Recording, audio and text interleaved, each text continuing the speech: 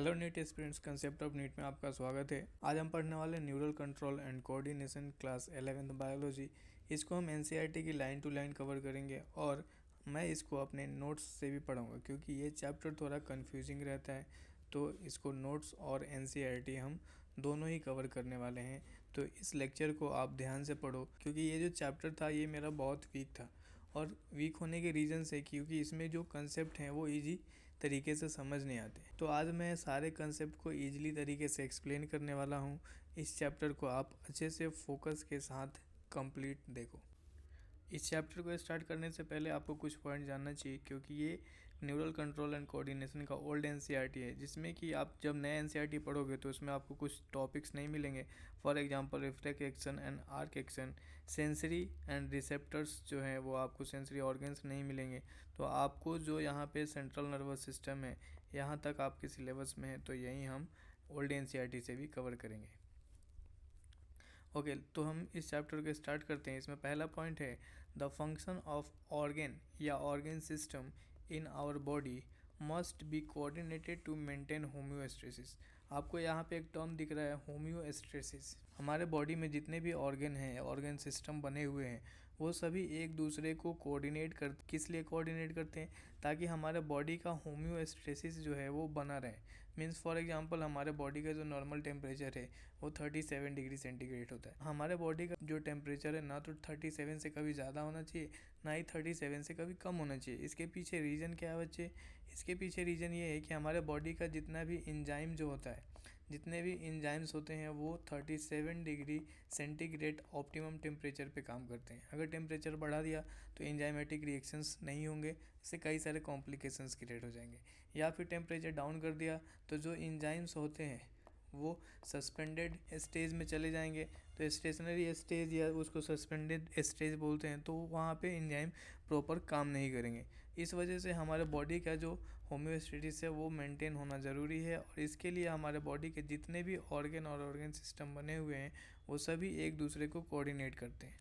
So the point is coordination is the process through which two or more organ interact and complement the function of one another। Actual में to और मोर organ आपस में interact करते हैं और किसी function को क्या करते हैं? कॉम्प्लीमेंट करते हैं। For example when we do physical exercise, जब हम फिजिकल एक्सरसाइज करते हैं तो ऑब्वियसली बात है the energy demand is increase for maintaining increase muscular activity. Muscular activity के लिए एनर्जी डिमांड बढ़ेगी और एनर्जी डिमांड के लिए हमें क्या चाहिए बच्चे? फिर supply of oxygen also increase. तो सप्लाई ऑफ ऑक्सीजन बढ़ रहा है, क्यों? क्योंकि हमारे मसल्स को ऑक्सीजन ज़्यादा चाहिए। जब ऑक्सीजन ज़्यादा मिलेगा तो ही एनर्जी ज़्यादा बन पाएगी, माइटोकॉन्ड्रिया क्रेब साइकिल से बना पाएगा। लेकिन उसके बाद अगर मान लो ऑक्सीजन डिमांड बढ़ रहा है, एनर्जी डिमांड बढ़ रहा है, the increase supply of oxygen necessary increase in the rate of respiration. तो ऑब्वियसली बात है कि अगर हमें ऑक्सीजन सप्लाई बढ़ाना है तो रेट ऑफ रेस्पिरेशन भी बढ़ेगा, क्योंकि रेट ऑफ रेस्पिरेशन अगर नहीं बढ़ेगा तो ऑक्सीजन सप्लाई कैसे बढ़ेगा? तो यहाँ पे आपको दिख रहा है कि रेट ऑफ रेस्पिरेशन बढ़ा, ब्रीदिंग रेट बढ़ेगी, तो यहाँ पे हार्ट बीट भी बढ़ जाएगा। क्योंकि हार्ट बीट हमें क्या करना है? ऑक्सीजन को पंप करना है, फास्टली पंप करना पड़ेगा। फास्टली पंप करने के लिए हार्ट बीट बढ़ेगा and increase blood flow. Obviously बात है हार्ट बीट बढ़ेगा तो ब्लड फ्लो भी बढ़ेगा and blood flow via the blood vessel. हमें ये समझ में आया कि एक्सरसाइज करने के लिए हमारे बॉडी फंक्शंस कोऑर्डिनेटेड है। लेकिन when physical exercise is stopped तो क्या होगा भाई? The activity of nerve, lungs, heart and kidney gradually return to their normal condition. Obviously बात, एनर्जी डिमांड कम हो जाएगी।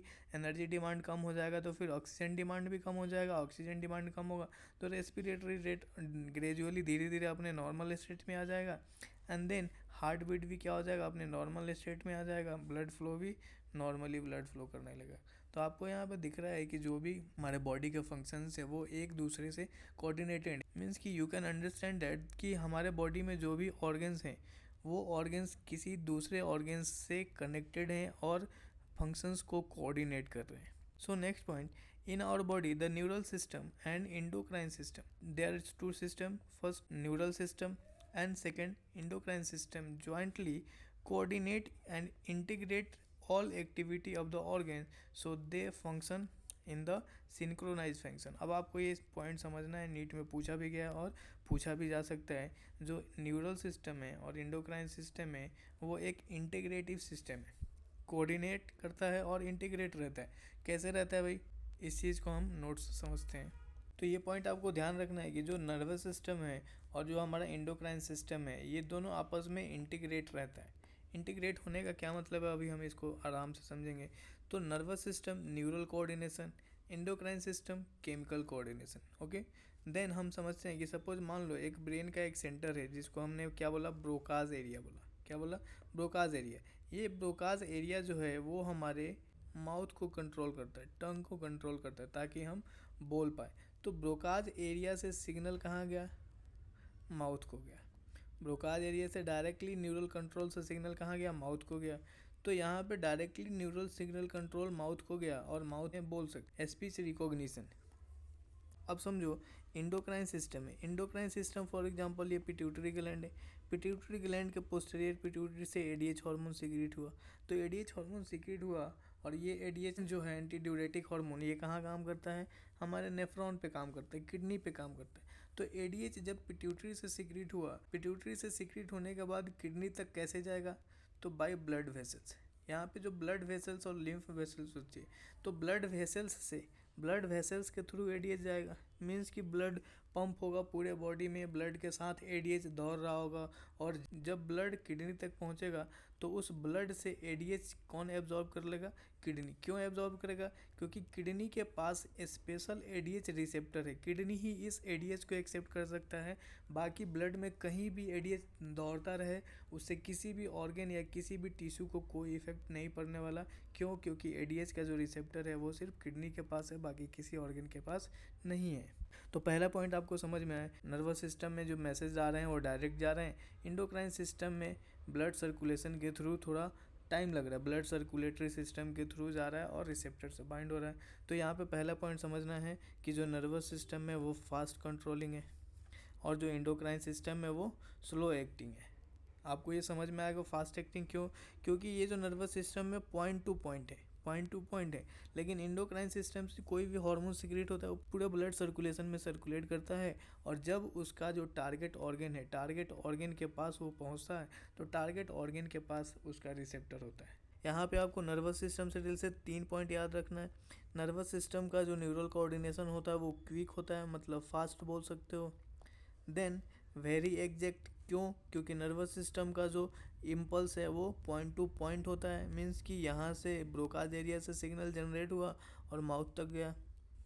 देन शॉर्ट लास्टिंग, मीन्स कि बहुत कम टाइम के लिए होता है। ऐसा नहीं होता है कि ब्रेन से सिग्नल आया ब्रोकाज एरिया को और आप बोले जा रहे हो, ऐसा तो होगा नहीं। जितने टाइम के लिए आता है, जो रिस्पॉन्स आता है सिग्नल उतने के लिए होता है। मीन्स ये शॉर्ट लास्टिंग होता है। इंडोक्राइन सिस्टम में ऐसा नहीं होता, इंडोक्राइन सिस्टम में थोड़ा अपोजिट होता है। First point wide spread, for example ADH secret हुआ पिट्यूटरी ग्लैंड से, पूरे बॉडी में ब्लड वेसल्स के थ्रू स्प्रेड हुआ और फिर किडनी रिसेप्टर से एक्सेप्ट हुआ। मीन्स कि जो हार्मोन एक्शन है वो हमारे पूरे बॉडी में फैला रहता है, लेकिन एक्सेप्ट कहाँ होता है, हमारे जो टारगेट सेल होता है, टारगेट ऑर्गन होता है उसी के पास एक्सेप्ट होता है, क्योंकि टारगेट ऑर्गन के पास ही रिसेप्टर होता है उस हार्मोन का और वही एक्सेप्ट करता है। इसी वजह से इसको हम वाइड स्प्रेड बोलते हैं। दूसरा पॉइंट लॉन्ग लास्टिंग, जो हार्मोनल एक्शन होता है वो लॉन्ग लास्टिंग होता है। क्यों, क्योंकि एडीएच आया, इसके रिसेप्टर से बाइंड हुआ, बाइंड होने के बाद वो अपना फंक्शन जनरेट किया। यहाँ पे हार्मोन्स का एक्सेप्टेंस होता है तो ये कुछ टाइम के लिए बाइंड रहता है और वो अपना फंक्शन प्रॉपरली कर रहा होता है, तो ये थोड़ा लॉन्ग लास्टिंग होता है as compare to the nervous system. And third point आपको ध्यान रखना है, इंडोक्राइन सिस्टम में यूजुअली स्लो। अब आप समझ सकते हो स्लो क्या होता है भाई। सपोज मान लो एडीएच हमारा पोस्टीरियर पिट्यूटरी से रिलीज हुआ, पोस्टीरियर पिट्यूटरी से रिलीज होकर ये हमारा ब्लड सर्कुलेटरी सिस्टम में गया।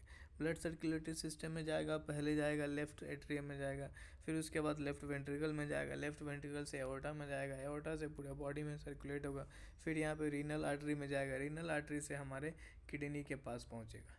तो इसमें कुछ टाइम लगता है, तो इस वजह से इंडोक्राइन सिस्टम यूजुअली स्लो होता है। तो ये आपको 3 पॉइंट याद रखने हैं। नर्वस सिस्टम के 3 पॉइंट कौन से हैं, short lasting, very exact, point to point and very quick fast. And endocrine में आपको याद रखना wide spread, long lasting and usually slow. Nervous system और इंडोक्राइन सिस्टम जो है वो इंटीग्रेटिव कैसे होता है, तो इस चीज़ को समझने के लिए पहले ये समझो कि जो नर्वस सिस्टम होता है ये न्यूरॉन से बना होता है। तो क्या न्यूरॉन हमारे बॉडी के हर एक सेल तक पहुंचता है क्या? मतलब वायर सिस्टम है ना, nervous system just like the wire system of your house. So nervous system जो है ये हमारे बॉडी के हर एक सेल को सिग्नल नहीं भेज सकता है। ये एक वायर सिस्टम होता है, ये किसी पार्टिकुलर ऑर्गन को भेज सकता है या फिर किसी पार्टिकुलर हमारे बॉडी पार्ट्स को भेज सकता है, लेकिन हमारे बॉडी के हर एक सेल को सिग्नल कैसे भेजेगा भाई? तो नर्वस सिस्टम तो वो काम नहीं कर सकता। तो क्या एंडोक्राइन सिस्टम कर सकता है? हाँ कर सकता है। फॉर एग्जांपल मान लो एंडोक्राइन सिस्टम, तो मान लो पोस्टीरियर पिट्यूटरी से जो एडीएच रिलीज हुआ, ये एडीएच हमारे किडनी तक कैसे पहुंचा? तो ब्लड वेसल्स के थ्रू पहुंचा। ठीक है, अब ब्लड वेसल्स से जो हमारा एडीएच ट्रांसफ़र हो रहा है किडनी तक, अब ये कैसे जाएगा? तो किडनी के जो सेल हैं, फॉर एग्जांपल मान लो ये किडनी के सेल हैं, इस किडनी के सेल के आसपास जो कुछ स्पेस होते हैं जिसको इंटरस्टिशियल स्पेस बोलते हैं, इस स्पेस में टिश्यू फ्लूइड भरा रहता है, टिश्यू फ्लूइड। तो ब्लड कैपिलरी इससे कनेक्ट, सपोज मान लो ये ब्लड कैपिलरी है, इस ब्लड कैपिलरी में एडीएच है, ये एडीएच कहाँ आया? टिश्यू फ्लूइड में आया। और टिश्यू फ्लूइड जो होता है वो सारे सेल के सराउंडिंग में रहता है। तो ब्लड कैपिलरी से ये टिश्यू के पास रिलीज हुआ और टिश्यू से सारे हर एक सेल को टिश्यू फ्लूइड के थ्रू क्या हुआ? ट्रांसफ़र हो गया। तो यहाँ पे हम ये समझ सकते हैं कि कोई केमिकल जो है इंडोक्राइन सिस्टम से हमारे बॉडी के हर एक सेल तक पहुँच सकता है। फॉर एग्जांपल मान लो कि किसी पर्सन का जो है बीपी क्या हो गया? डिक्रीज हो गया। तो बीपी डिक्रीज होगा तो जो ब्लड वेसल्स होंगे उसमें ब्लड कम हो जाएगा, और ब्लड का वॉल्यूम जब कम होगा तो ब्लड के वॉल्यूम कम होने से हमारे जो वेसल्स हैं, जो हार्ट है, वो सिग्नल भेजेगा किसको? ब्रेन को भेजेगा सिग्नल। सो ब्रेन का काम है कि ये ब्रेन क्या करे? उस ऑर्गन को सिग्नल भेजे जो वॉल्यूम बढ़ाने में हेल्प करेगा। तो ब्रेन ने पिट्यूटरी ग्लैंड को सिग्नल भेजा, बोला कि भैया आप एडीएच सिक्रीट करो, और एडीएच को कहाँ भेजो? किडनी के पास भेजो। तो ब्रेन से सिग्नल गया किसके पास? पोस्टीरियर पिट्यूटरी के पास। पोस्टीरियर पिट्यूटरी ने एंटी ड्यूरेटिक हार्मोन रिलीज़ किया। एंटी ड्यूरेटिक हार्मोन जो है वो किडनी के सेल पे गया, नेफ्रॉन, डीसीटी, अब डिटेल में आगे पढ़ोगे। डीसीटी से वाटर एब्जॉर्प्शन क्या हो गया? बढ़ गया। और वो वाटर एब्जॉर्प्शंस कहाँ बढ़ेगा? तो वाटर एब्जॉर्प्शंस ब्लड कैपिलरी में बढ़ गया। ब्लड कैपिलरी में जो ब्लड का वॉल्यूम कम हो गया था वो ब्लड का वॉल्यूम अब नॉर्मल हो जाएगा। जैसे ही नॉर्मल होगा इस ब्लड वेसल्स से फिर सिग्नल जाएगा किसको? ब्रेन को। और ये ब्रेन फिर से जो हार्ट है हमारा, हार्ट का आर्टरी, इसको सिग्नल भेजता है कि हमारा जो ब्लड वॉल्यूम है वो रीस्टोर हो गया। तो हार्ट से एक हार्मोन सिक्रीट होता है जिसको हम बोलते हैं रेनिन। रेनिन हार्मोन क्या करेगा? यहाँ पे एंजियोटेंसिन एल्डोस्टेरोन जो सिस्टम है उसको बंद कर देगा। ये आप डिटेल में पढ़ोगे फिजियोलॉजी में। तो ये दोनों ही मिल के काम करते हैं, एंडोक्राइन सिस्टम और नर्वस सिस्टम। इसी वजह से इसको क्या बोलते हैं? Nervous system and endocrine system coordinated and integrated. So next point देखते हैं, the neural system provide an organise network of point to point connection. जैसा मैंने अभी बताया नर्वस सिस्टम जो है वो आपका पॉइंट टू पॉइंट कनेक्शन देता है and for a quick coordination. Nervous system की वजह से क्विक कोऑर्डिनेशन होता है। The endocrine system provide chemical integration through the hormone. जो एंडोक्राइन सिस्टम है वो हार्मोन के थ्रू अपना सिग्नल भेजता है।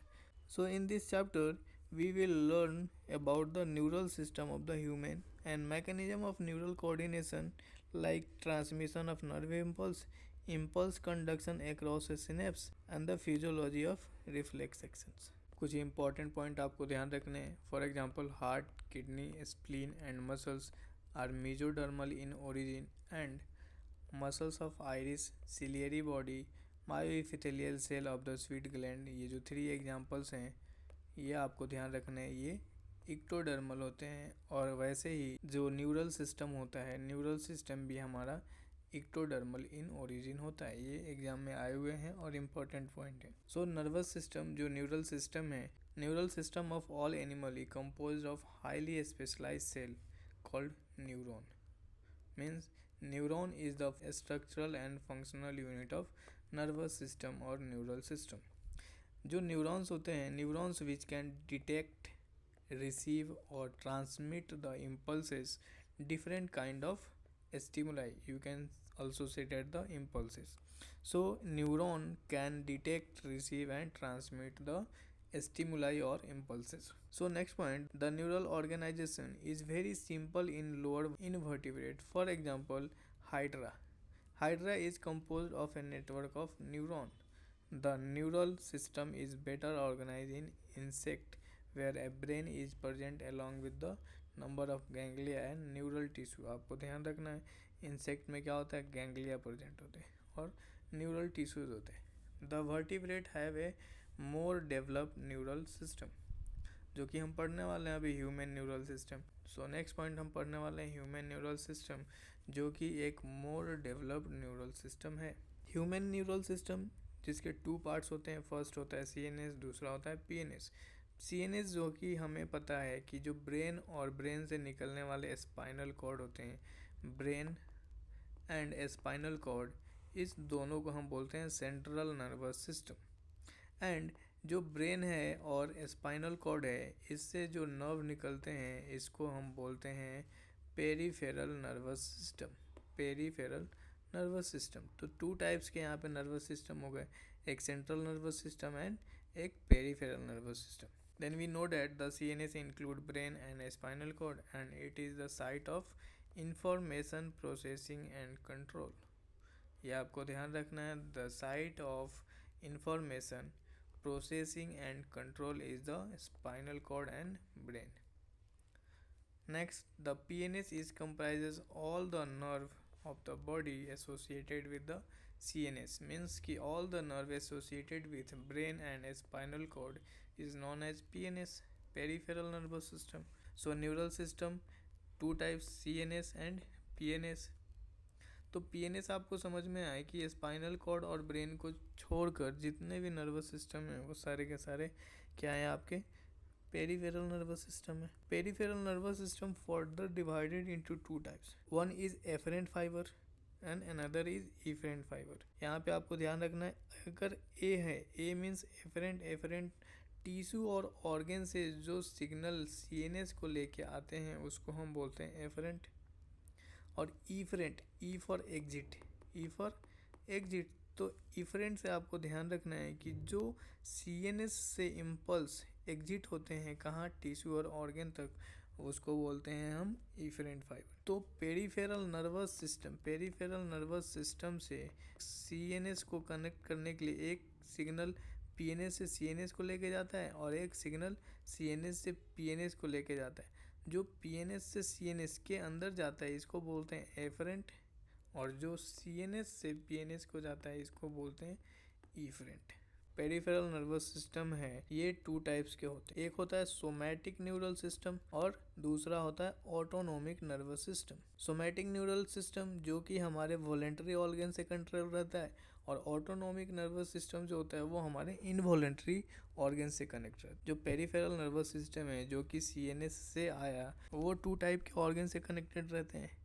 एक ऑर्गन जो कि वॉलेंट्री कंट्रोल रहता है जिसको सोमैटिक न्यूरल सिस्टम बोला है, और दूसरा ऑर्गन जो कि इनवॉलेंट्री ऑर्गन है उससे कनेक्ट होने वाले जो पेरिफेरल नर्वस सिस्टम है उसको ऑटोनोमिक न्यूरल सिस्टम बोलते हैं. अभी हमें ये चीज़ समझना है कि जो हमारा इनवॉलेंट्री ऑर्गन है वो टू टाइप से कंट्रोल होता है, एक तो सिंपैथेटिक और एक होता है पैरासिम्पैथेटिक. इसको हम आगे डिटेल में पढ़ेंगे. जो ऑटोनोमिक नर्वस सिस्टम है वो further divided into to type, sympathetic and parasympathetic. तो पैरासिम्पैथेटिक, जब आप खुश होते हो तो पैरासिम्पैथेटिक नर्वस सिस्टम काम करता है, जब आप दुखी होते हो तो सिंपैथेटिक नर्वस सिस्टम काम करता है. सिंपली आपको याद रखना है. तो फिर से मैं आपको एक्सप्लेन करता हूँ. जो न्यूरल सिस्टम है वो टू टाइप के, एक तो सीएनएस, दूसरा पीएनएस. सीएनएस में ब्रेन और स्पाइनल कोड आ गए. ब्रेन और स्पाइनल कोड से जो पूरा हमारे बॉडी को नर्वस सिस्टम पहुँचाते हैं उसको बोलते हैं peripheral nervous system. And then PNS is divided into two types, somatic neural system and autonomic nervous system. So we can say that somatic neural system is connected with the voluntary और motor control. जो जितने भी voluntary organ है उसको उससे connect करने वाले nervous system को सोमैटिक न्यूरल सिस्टम बोलते हैं, और जितने भी इनवॉलेंट्री कंट्रोल होने वाले हैं उसको ऑटोनोमिक नर्वस सिस्टम बोलते हैं. Autonomic nervous system two type से कंट्रोल होते हैं, सिंपैथेटिक एंड पैरासिम्पैथेटिक। तो सबसे पहले आपको ये पॉइंट याद होने चाहिए, तो ही आपको फर्दर आगे चीजें समझ में आएगी। तो नेक्स्ट पॉइंट देखते हैं एनसीईआरटी से। The PNS is divided into to division is called somatic neural system and autonomic nervous system. The somatic neural system is relay impulses from the CNS to a skeletal muscle. A skeletal muscle is voluntary control. So we can say that the somatic neural system relay the impulses from the CNS to the skeletal muscle, means connect to the voluntary muscles. While the autonomic neural system, which transits impulse from the CNS to the involuntary organ and smooth muscle of the body, is called the autonomic nervous system. So the autonomic nervous system is further classified into sympathetic and parasympathetic. So you have to remember this classification of the human neural system. So ये सारे types आपको याद रखने हैं। इस चीज़ को हम और भी आगे डिटेल में समझेंगे जब हम ब्रेन और स्पाइनल कोड पढ़ेंगे, देन उससे रिलेटेड पीएनएस कौन कौन से होते हैं वो सारे हम पढ़ने वाले हैं। So the next point is neuron. Neuron is a structural and functional unit of the neural system. So सबसे इम्पोर्टेंट पॉइंट है न्यूरॉन, क्योंकि ये एक स्ट्रक्चरल और फंक्शनल यूनिट है किसका, हमारा नर्वस सिस्टम का। So the neuron is a microscopic structure composed of 3 major part. Neuron के 3 मेजर पार्ट्स होते हैं। First cell body, second dendrites and axon. So you can see this neurons, this is the cell body, this is the cell body and dendrites are attached with the dendrites. These are the dendrites. Dendrites are attached with the cell body. Dendrites are branched, so these dendrites attach to the cell body. And the third part is the, this is the cell body, and the third part is the axon. The terminal end of axon is branch. This is the terminal end, or also called the distal end. So you can say that the distal end of the axon is branched, but axon is a long cylindrical structure. So the next point is the cell body contains cytoplasm with the typical cell organelle. Neuron का ये cell body है और cell body में cytoplasm होते हैं। यहाँ पे एक न्यूरॉन का न्यूक्लियस है और एक टिपिकल यूकैरियोटिक सेल में जितने भी सेल ऑर्गेनेल्स प्रेजेंट होते हैं वो सारे सेल ऑर्गेनेल्स इस सेल बॉडी के साइटोप्लाज्म में प्रेजेंट होते हैं, एक्सेप्ट सेंट्रियोल। आपको पता है कि सेंट्रियोल एनिमल सेल में डिवीजन का काम करता है। सो जब ये न्यूरॉन्स होते हैं वो मैच्योर हो जाते हैं, तो मैच्योर न्यूरॉन में सेंट्रियोल जो है वो डिसअपियर हो जाता है। मीन्स कि एक बार न्यूरॉन सेल बन गए तो दोबारा न्यूरॉन सेल डिवाइड होकर नहीं बनते हैं। सो एक बार जो न्यूरॉन सेल बन गया वो दोबारा से डिवाइड करके रिपेयर नहीं हो सकता। अगर वो न्यूरॉन डेड हो गए या फिर कट गए तो वो दोबारा रिपेयर नहीं हो सकता। So we know that the cytoplasm of the cell body contain a typical cell organelle and certain granular body. Granular body is made up of ribosome and endoplasmic reticulum which is called Nissen's granules. Nissen's granules is present in the cytoplasm of the cell body. And another point, short fiber which branch repeatedly to project out of the cell body also contain Nissen's granules and called the dendrites. Means इस cell body से यहाँ पे branched fibre originate होते हैं। ये branched fibre इनके पास भी क्या रहता है, Nissen's granules रहता है। ब्रांच फाइबर के पास भी Nissen's granules रहता है और इन ब्रांच फाइबर को हम डेंड्राइट्स बोलते हैं। इन ब्रांच फाइबर को हम डेंड्राइट्स बोलते हैं जो कि सेल बॉडी से अराइज होता है। तो आपको ध्यान रखना है कि Nissen's granules जो है, Nissen's granules ये डेंड्राइट्स पे भी प्रेजेंट होता है और cytoplasm of the cell body में भी प्रेजेंट होता है। ये नीट में आया हुआ क्वेश्चन है।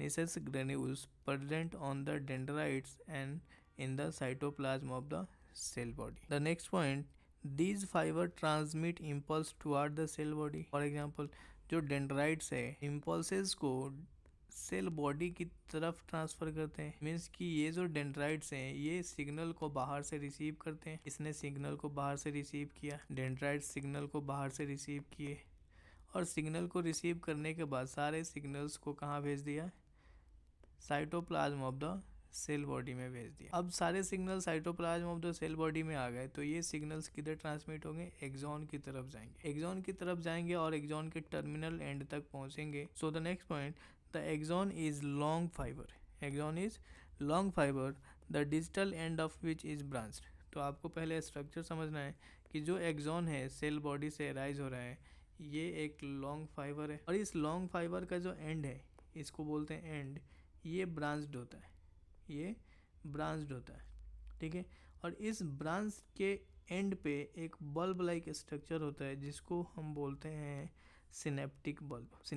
सिनेप्टिक बल्ब आपको ध्यान रखना है, synaptic bulb is the end of the axon, bulb like structure which is situated at the digital end of the axon। ये एक केमिकल को स्टोर करते हैं in the form of vesicle, इस केमिकल को बोलते हैं neurotransmitter. So the next point, each branch terminate as the bulb like structure called the synaptic knob which possess synaptic vesicles।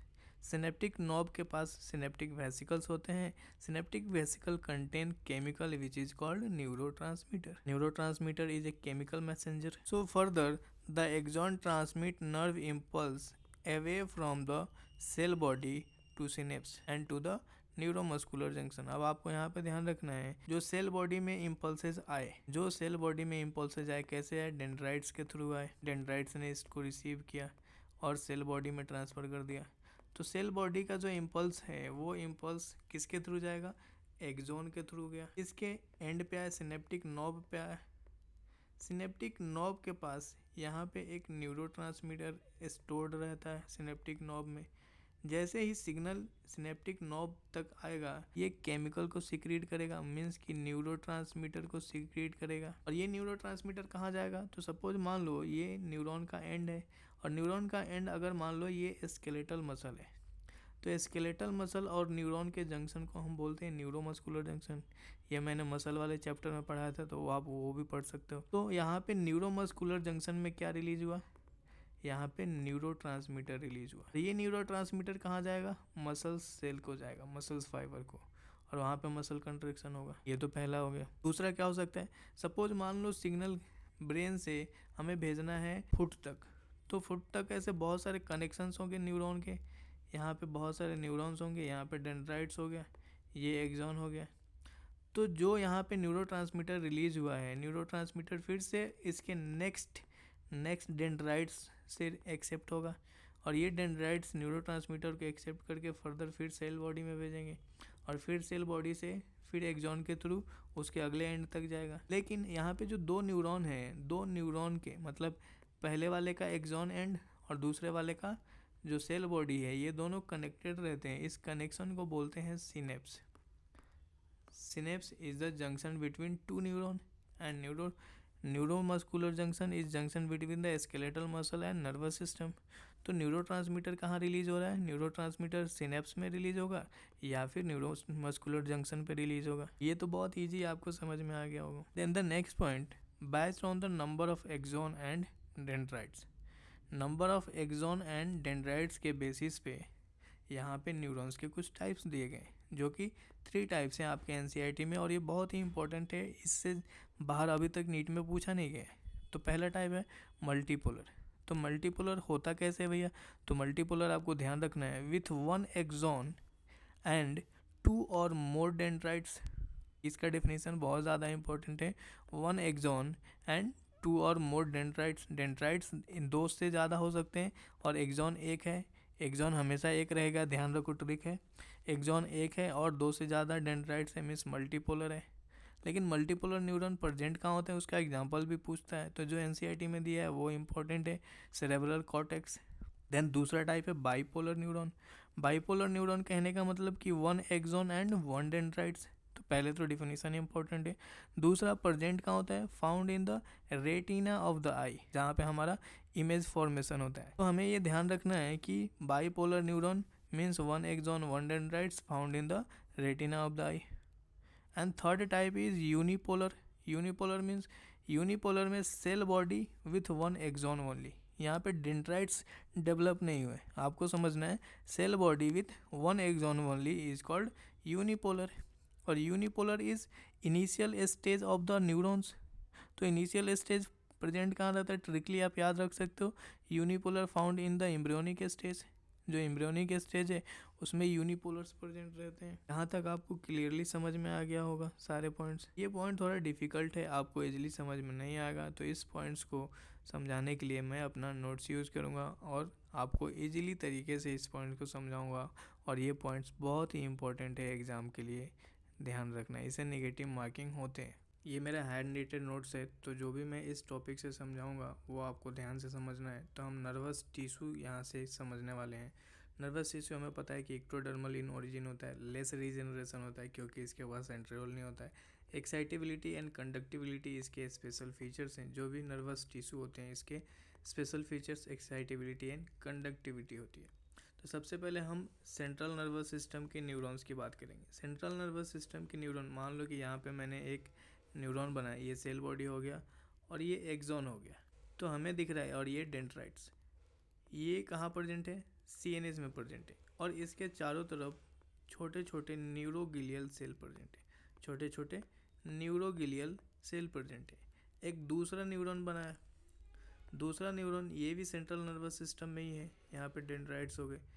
इसका एक्सॉन आप देख रहे हो, जो एक्सॉन है ये एक सीट से कवर है। इस सीट से कवर होने की वजह से इसको हम बोलते हैं माइलिनेटेड एक्सॉन, क्योंकि इस सीट को बोलते हैं माइलिन सीट। अब ये माइलिन सीट यहाँ पे आपको दिख रहा है कि दो टाइप के न्यूरॉन हो गए, एक जिसमें सीट नहीं है तो इसको बोला हमने नॉन माइलिनेटेड, और इसको बोला हमने myelinated.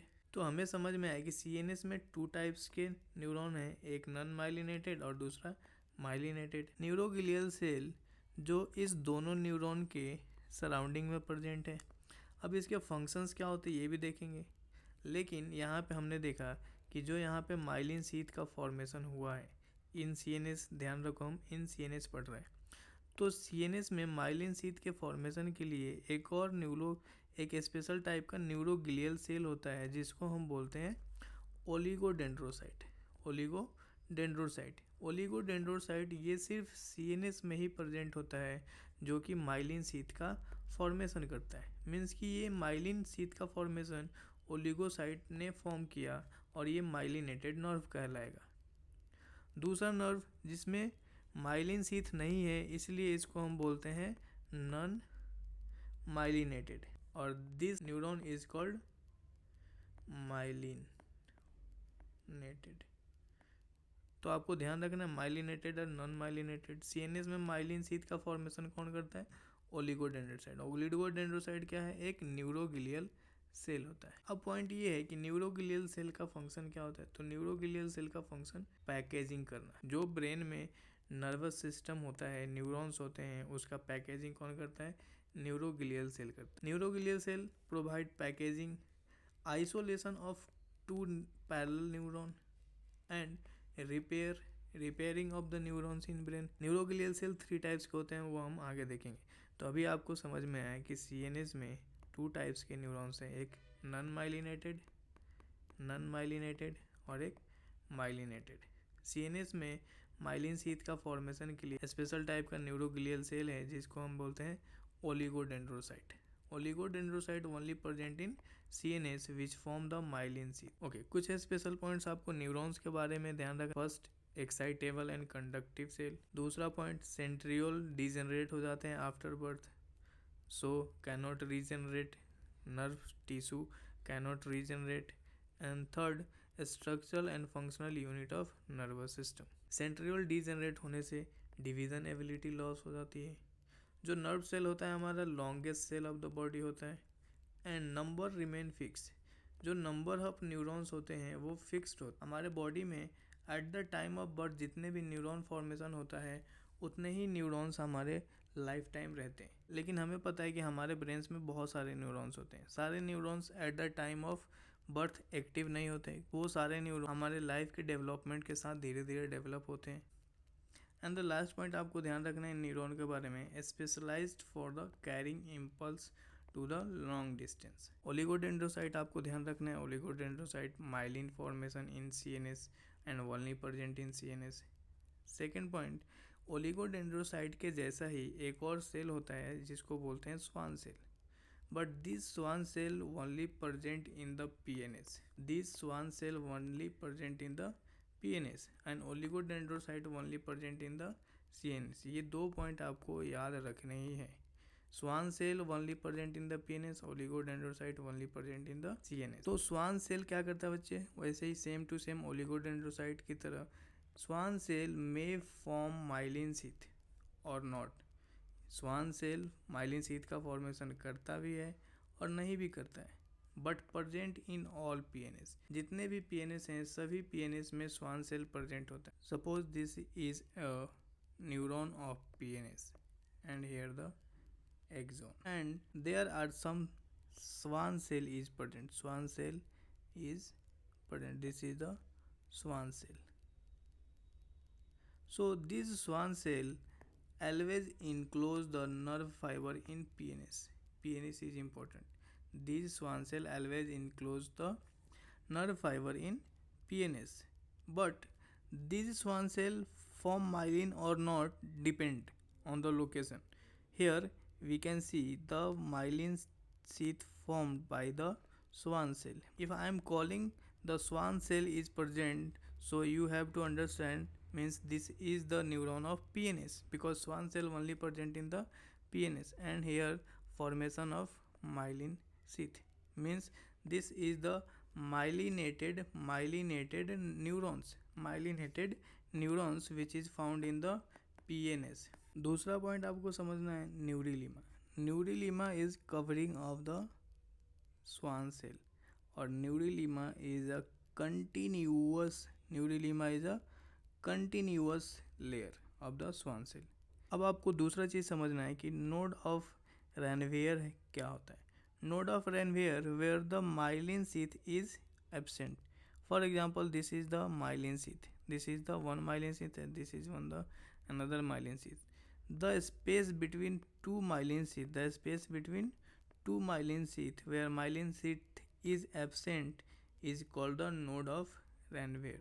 Node of Ranvier only found in the myelinated neurons. There is another neuroglial cell which is called astrocyte. Astrocyte form the blood brain barrier. आपको सिर्फ ध्यान रखना है astrocyte present in the CNS which form the blood brain barrier. इससे ज़्यादा NEET में कुछ भी नहीं पूछा जाता है. That prevent the entry of toxin into the brain. So neuroglial three types: oligodendrocyte. Oligodendrocyte function is the formation of myelin sheath in the CNS, and astrocyte form the blood brain barrier which is also a type of neuroglial cell. And third neuroglial cell is microglial cell have the phagocytic nature. अब आपको ये 4 neurons दिख रहे होंगे. इस neurons को देख के बताना है कि कौन सा CNS का है, कौन सा PNS का है. तो आप कैसे ऑब्जर्व करोगे? फॉर एग्जांपल यहाँ पे देखो, ये 2 न्यूरॉन्स आपको दिख रहे हैं. इसमें स्वान सेल आपको दिख रहा है क्या? नहीं दिख रहा है. ये 2 न्यूरॉन्स दिख रहे हैं. इस 2 न्यूरॉन्स में से स्वान सेल दिख रहा है क्या? Yes, this is the continuous layer of the Schwann cell. Means swan cell only present in the PNS, means this is the type of PNS, and this neuron is the CNS. अब there is another point, myelinated or non-myelinated. So these are the CNS neurons where the myelin sheath is present, means these myelinated neuron found in the CNS, and this is the non-myelinated neurons which is found in the CNS, because there is no swan cell present in the CNS. And these 2 neurons found in the PNS because of the presence of the swan cell. Swan cell only present in the PNS, but only these neuron is the myelinated and these are the non-myelinated.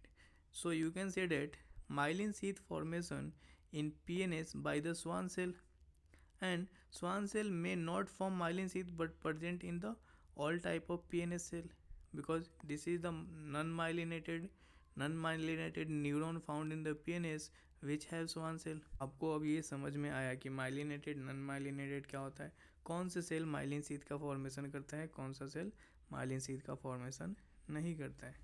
अब आपको NCERT की line समझ में आई. सो NCERT की ये line पढ़ो. There are 2 type of axon, namely myelinated and non myelinated. Obviously बात है, अगर माइलिन शीथ का फॉर्मेशन हुआ तो माइलिनेटेड, अगर माइलिन शीथ का फॉर्मेशन नहीं हुआ तो नॉन माइलिनेटेड. अब ये डिपेंड करता है CNS क्या है कि PNS क्या है. किस बात पर डिपेंड करता है? स्वान सेल है तो PNS क्या है, स्वान सेल नहीं है तो फिर CNS क्या है. लेकिन यहाँ पे जो बात की जा रही है वो सिर्फ पीएनएस की बात की जा रही है, क्योंकि यहाँ पे स्वान सेल की बात की जा रही है, सीएनएस के न्यूरॉन्स की बात ही नहीं हो रही है।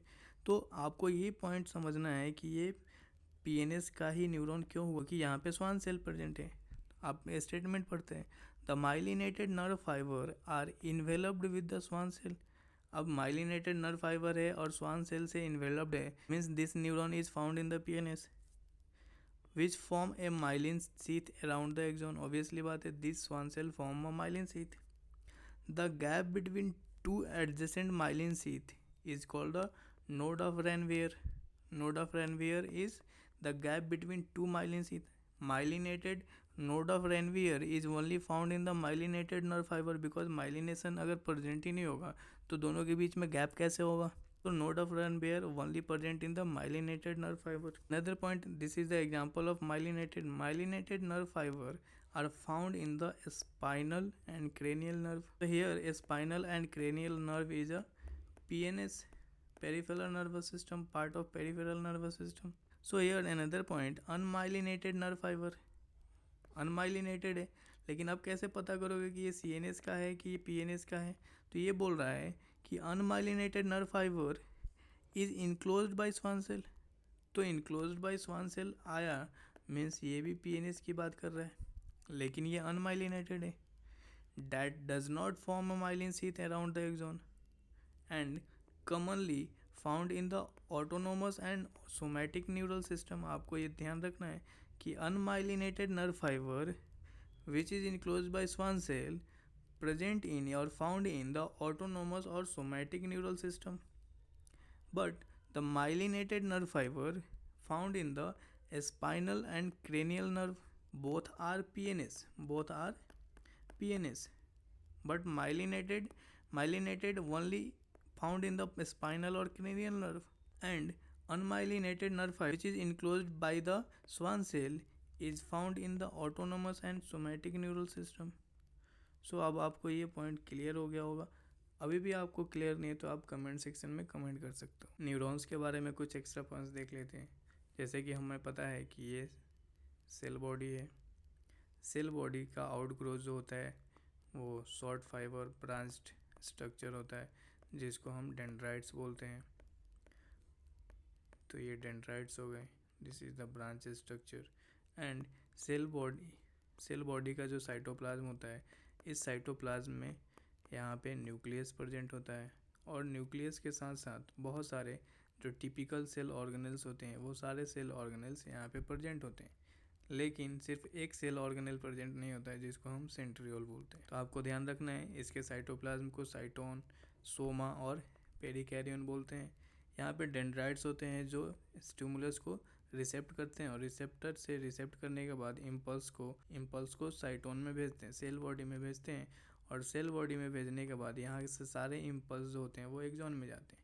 तो सबसे पहले अभी हमें स्ट्रक्चर पे ध्यान देते हैं।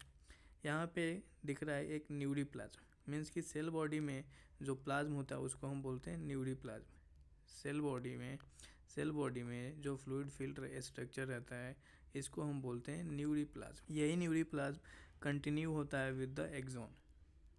न्यूरीप्लाज्म continue with the axon means कि एक्सॉन के अंदर जो भी फ्लूइड है उसको भी हम क्या बोलेंगे, न्यूरीप्लाज्म ही बोलेंगे। ठीक है, यहाँ तक आपको समझ में आया होगा। देन हमें पता है कि सेल बॉडी को एक लॉन्ग सिलेंडर ट्यूब कनेक्ट करता है जिसको हम बोलते हैं एक्सॉन, जिसका एंड जो है वो ब्रांच्ड एंड होता है, और इसके टर्मिनल एंड पे एक बल्ब होता है, बल्ब लाइक स्ट्रक्चर। उस बल्ब को हम बोलते हैं सिनेप्टिक नॉब, और इस सिनेप्टिक नॉब के अंदर वेसिकल्स होता है, वो हम बाद में देखेंगे। अभी फोकस करना है यहाँ पे कि ये जो एक्सॉन है, इस एक्सॉन के ऊपर आपको स्वान सेल दिख रहे होंगे। इस एक्सॉन के ऊपर ये देखो, ये स्वान सेल है, this is the Schwann cell.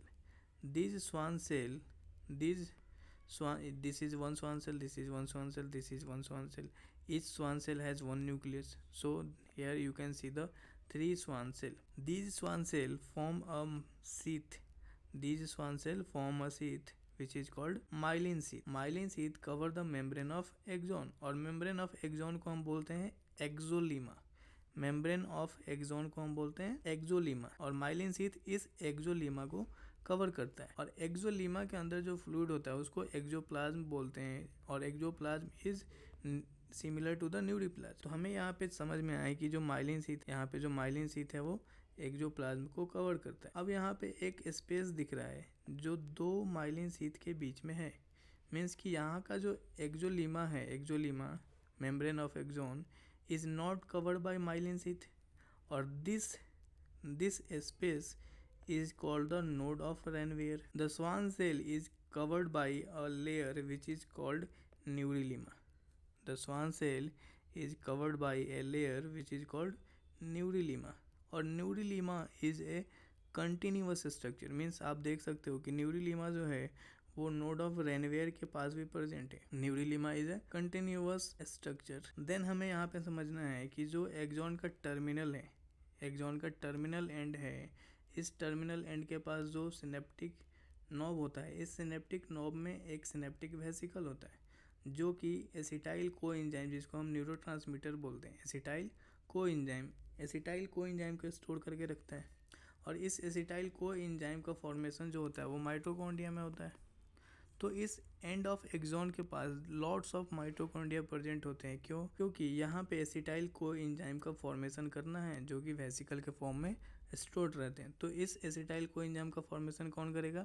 Mitochondria करते हैं। इसी वजह से द एंड ऑफ एक्सॉन के पास लॉट्स ऑफ माइटोकॉन्ड्रिया प्रेजेंट रहते हैं। देन हमें एक और पॉइंट समझना है, निसेल्स ग्रेन्यूल्स। निसेल्स ग्रेन्यूल्स जो एंडोप्लाज्मिक रेटिकुलम और राइबोसोम से मिलके बना होता है और ग्रे इन कलर होता है, ठीक है, ये नीट में नहीं पूछा जाए। Nissl's granules present both at the dendrite and the cytoplasm of the cell body. The last point, the junction of axon and cell body is called the axon hillock. आपको सिर्फ याद रखना है axon hillock is the junction of axon and cell body. अभी इसको axon hillock क्यों बोलते हैं? क्योंकि यहाँ पे सोडियम और पोटेशियम चैनल प्रेजेंट होता है। Most sensitive maximum sodium channel is present. Action potential is triggered first. यहाँ पे जितने भी एक्शन पोटेंशियल आए हुए रहते हैं वो यहीं से सबसे पहले ट्रिगर्ड होते हैं। कुछ और इंपॉर्टेंट पॉइंट देखते हैं, difference between dendron and axon और nerve fibre. Dendrons are many small branched but axons single long and unbranched at the end only. Nissel's granules is present in dendrons but Nissel's granules absent in axon. The conduction of impulse in the dendron is centripetal. Centripetal means we know that this is the cell body and the conduction always toward the cell body. But the conduction of impulse in axon is the centrifugal. Centrifugal means this is the cell body and this is the axon. Means impulses go away the center body. So this is called the centrifugal conduction. And we know that mitochondria form acetylcholine because acetyltransferase enzyme present in the mitochondria, and this enzyme combine the acetate or choline to form a acetylcholine, and acetylcholine is stored in the synaptic vesicles. So mitochondria more present inside the synaptic knob. Another important point, the myelin sheath. Myelin sheath is a phospholipid या sphingomyelin. So as we know that lipid act as insulator, means myelin sheath act as insulator which prevent the leakage of ion from the axon. So keep in mind myelin sheath is important. If myelin sheath is present in the nerve, means nerve impulse conduction will be fast, otherwise ion will be leaked and conduction will be slow. So myelinated nerve fiber conduct impulse faster than the non-myelinated nerve fiber. Keep in mind this point. Okay, let's see some questions. Question 1, Schwann cell only present in PNS and continuous, true or false? So we know that this is true. Schwann cell only present in PNS and continuous. Another statement is node of Ranvier only present in myelinated cell. True or false? तो आप समझ सकते हो कि myelinated रहेगा तभी तो node of Ranvier रहेगा ना, क्योंकि नोड ऑफ रेनवियर का डिफिनेशन ही है the space between two myelin sheath. तो अगर माइलिन प्रेजेंट ही नहीं होगा तो स्पेस क्यों बोलेंगे? मीन्स कि node of Ranvier only present in the myelinated sheath, means this is also true. Both statement is true. Next question, statement based, this is assertion and this is reason. Neuron show unidirectional conduction of nerve impulse dendron to axon. Obviously बात है, impulses received by the dendron and transmitted to the cell body and then axon. This is true. Reason is neurotransmitter released from the axon terminal and these receptor are present on the dendron only. So this is also true. Neurotransmitter released from the axon terminal and receptor are present only the dendrons only. Both statement is true, and the point is the reason is explaining the statement or not. So here unidirectional conduction of nerve impulse means the neurotransmitter accept by the dendron and released only by the synaptic knob, means this impulse only conducted from the dendron to the axon. So this is unidirectional, means you can say that the reason is correct explaining of the assertion. Another question assertion is, as compared to PNS, CNS has low power of regeneration, and reason is it is due to absence of neurulima and Schwann cell. So we know that the neurulima and Schwann cell only present in PNS, and due to neurulima and Schwann cell, the regeneration of PNS will be higher than the CNS, because CNS has no neurulima and Schwann cell to protect the neurons of the CNS. So PNS has higher power of regeneration as compared to CNS, means you can say that the reason is explaining the assertion. So answer is A. In chemical coordination, responses is usually slow and widespread, and reason is it is just because of hormone are slow acting molecule. So हमें पता है कि hormone जो होता है वो slow acting molecule नहीं है, ये फास्ट एक्टिंग मॉलिक्यूल है, बट हार्मोन को रिसेप्टर तक पहुंचने में टाइम लगेगा क्योंकि ये सर्कुलेटरी सिस्टम से चलता है, तो उस वजह से हार्मोन का जो एक्शन है वो थोड़ा स्लो होता है। बट हार्मोन एक बार रिसेप्टर से बाइंड हो जाए तो बाइंड होने के बाद हार्मोन का एक्शन जो होता है, सो हम ये कह सकते हैं कि hormone are not a slow acting molecule, this is a fast acting molecule. Assertion is true. Answer C means assertion is true and reason is false. Another question assertion, all body cell are not supplied by nerve cell, and reason metabolic activity of these body cell are regulated and coordinated by hormone.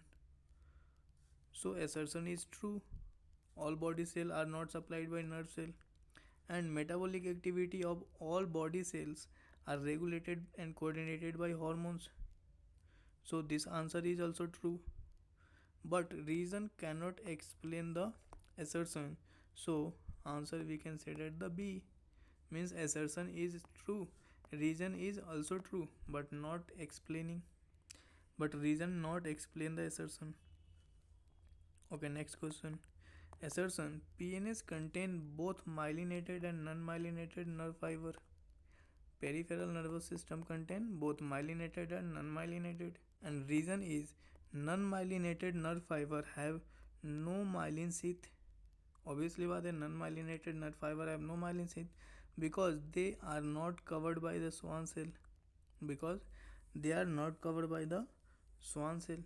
Non-myelinated nerve fiber भी Schwann cell से covered रहते हैं in PNS. तो PNS contain myelinated nerve fiber and non-myelinated nerve fiber. This is true, but the reason is wrong because not covered by Schwann cell is not present in the PNS, because all neuron present in PNS is covered by the Schwann cell. So assertion is true, reason is false, means C. Another question, neurotransmitter help in transmission of impulses at the level of synapses or neuromuscular junction. Yes, this is true, and reason is neurotransmitters are synthesizing and released from the synaptic vesicles. This is wrong because neurotransmitter not synthesized in synaptic vesicles. As we know that neurotransmitter are synthesized in the mitochondria, means this statement is true, but reason is false. We can say that C is correct. Another important question, when receptor specific to the hormone are removed from the target cell, then they would be slow effect of hormone, same effect of hormone, fast effect of hormone, no effect of hormone. Obviously बात है कि मैंने बताया आपको कि hormone सिर्फ receptor की वजह से ही बाइंड होते हैं. अगर मान लो किडनी का कोई हार्मोन है और वो रिसेप्टर सिर्फ किडनी पे ही प्रेजेंट है, तो जब किडनी से वो ब्लड पास करेगा तो यहाँ के हार्मोन इसको एब्जॉर्ब करेंगे, लेकिन इसका रिसेप्टर किसी अदर ऑर्गन पे कहीं भी प्रेजेंट नहीं रहेगा, तो ये हार्मोन वैसे ही ब्लड में मूव होते रहेगा और धीरे धीरे एक्सक्रीट आउट हो जाए। सो हार्मोन तब तक काम नहीं करेगा जब तक टारगेट सेल का रिसेप्टर काम नहीं करेगा। So there will no effect of the hormone. Okay, so these are the two important points given in your NCERT. Myelinated nerve fiber are found in the spinal cord or cranial nerve, and unmyelinated nerve fiber enclosed by Schwann cell, which is found in the autonomous nervous system and somatic nervous system. Keep in mind these points. So here, to revision, daily revision is required for biology. Question practice also necessary, and test paper analysis is most important for the biology. And daily study hour of your biology should be the 5 hour minimum for getting a top medical college. So all the best, NEET aspirants.